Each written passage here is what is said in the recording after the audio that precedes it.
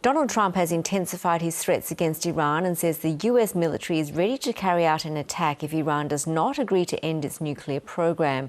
The deployment of US troops and warships to the Middle East has prompted fears of renewed conflict as Tehran issues its own threats to strike US military bases in the region. Jennifer Parker is an expert associate at the National Security College, ANU, and she joins me now. Jennifer, what do the new forces flowing into the region tell us about the type and the aim and length of a potential US attack on Iran? Well, thank you for having me on. Certainly, the new forces, so we're expecting more ships and other aircraft carrier to arrive shortly, more escorts, so destroyers and frigates.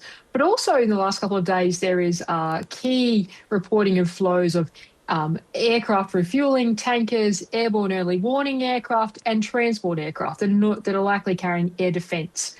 What this additional flow of force means is that the US could support a more prolonged strike than what occurred last year. So there was an original flow of force in January this year that thought that the US would be able to do some significant strikes on potentially nuclear facilities, etc., but not a prolonged conflict. The more fighters, the more ships, that means the US could sustain this for longer, which means they could have a broader target set. So not just hitting potential nuclear facilities, but also potential ballistic missile facilities and maybe even political facilities like regime facilities. Now, it's not clear what the US objectives would be if they struck Iran, but this additional force flow of fighters and ships means that they have a much broader capability to persist in attacking for a number of days, potentially weeks. Well, tell us a bit more about the timeline. I mean, the US military might be ready for possible Iran strikes, but it's reported that Donald Trump hasn't quite yet made his decision. How soon could we see the strike? Yeah, look, this is quite unclear. There are reports coming out of the US, as you mentioned, that there is preparations are nearly complete, and some news outlets in the US are saying that the US would be ready by the weekend to undertake strikes, so have enough forces in place to support this.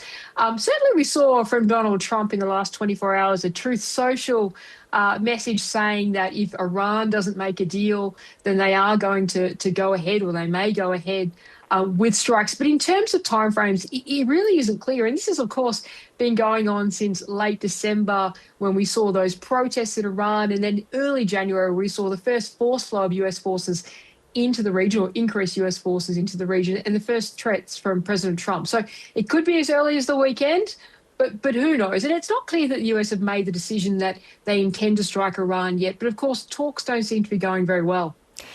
Tell us a bit more about the talks. Has there been any progress made while they've been in Geneva this week?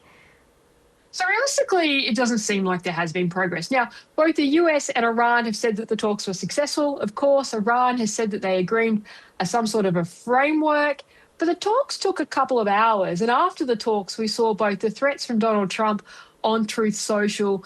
We also saw the press secretary of the White House make similar comments. We saw the Russian foreign minister get involved and make some comments as well. And then we saw Russia and Iran announce joint naval drills in the Gulf of Oman, just off the coast of Iran. So all of those would indicate that despite the comments that the talks have gone well, that they haven't gone well. So they don't appear to be progressing. And really, both sides are coming at this from different perspectives that they're not going to agree. Iran is not going to agree to not enrich uranium, I would suspect. And the US is not going to agree to allow them to enrich in uranium. So this means that strikes are probably likely. Meanwhile, how do you think Iran is preparing for these potential strikes and displaying its own military strength? Yeah, look, Iran is clearly preparing. So I mentioned that exercise, the joint exercise they've announced with Russia in the Gulf of Oman. They've also been conducting naval exercises around the Strait of Hormuz, which is the key waterway into the Persian Gulf, in the last couple of days. And they've announced through a notice to airmen that they're closing airspace in southern Iran tomorrow to conduct rocket fire. So it's clearly that they're making preparations. There is some satellite imagery as well that shows that in the last couple of weeks they have been putting cement over some of their facilities that may be potential targets, and also trying to bury some of their ballistic missile facilities. So clearly they are also making preparations for potential strikes and a potential response. And to your point where Iran is working with Russia, Moscow has said the consequences are not good of any new US strike on Iran. To what extent might Russia get involved? Look, I think it's unlikely for Russia to get involved. Certainly there's been signalling, and this is different to the Israeli strikes on Iran in June last year, followed by the US strikes, what we now refer to as the 12-day war. Russia and, in fact, China were quite criticised, close partners of Iran, but they didn't do anything in response. Certainly, we've seen this commentary from Sergei Lavrov, and we've seen that the joint naval exercise is going to start tomorrow between Iran and Russia.